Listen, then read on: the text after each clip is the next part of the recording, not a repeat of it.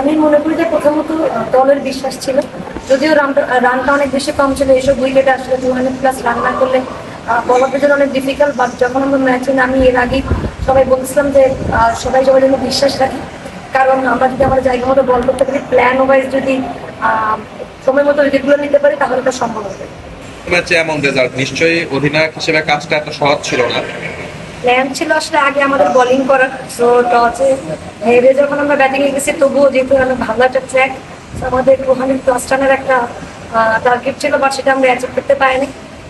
কিন্তু আমি চেষ্টা করেছি, যেহেতু অনেক বেশি হতে পারে ক্যারেক্টারের বাইরে যে এভাবে খেলা, অনেক বেশি বল নিয়েছি সেটেল ডাউন করার জন্য। বাট আমাদের মধ্যে এখন দিন শেষে এই রানগুলো অনেক বেশি গুরুত্বপূর্ণ ছিল টিমের জন্য, এবং দলের জন্য কন্ট্রিবিউট করতে পারে অনেক বেশি খুশি। বাট আসলে সব ক্রেডিট দলের প্রত্যেকটা বল আর প্রত্যেকটা ফিল্ডার যেভাবে আসলে তাদের 110% দিয়েছে এবং এফোর্ট দিয়েছে, আমি বলবো সেটা আউটস্ট্যান্ডিং ছিল। সকলের আসলে চেষ্টায় এরকম জয় সম্ভব হয়েছে।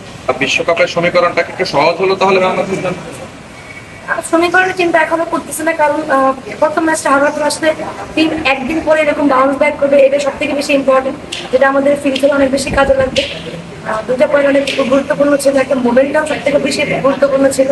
সো সেটা টিম পেয়েছে, এবং নেক্সট ম্যাচে আমাদের তো চেষ্টা এটাই থাকবে, কারণ সিরিজ জয়ের একটা সম্ভাবনা থাকবে। ওভারসিজে আমরা কখনো এইভাবে সিরিজ জয় করতে পারিনি, সো যদি আমরা এটা অ্যাচিভ করতে পারি, আমাদের টিমের জন্য অনেক বড় একটা মাইলস্টোন হয়ে থাকবে।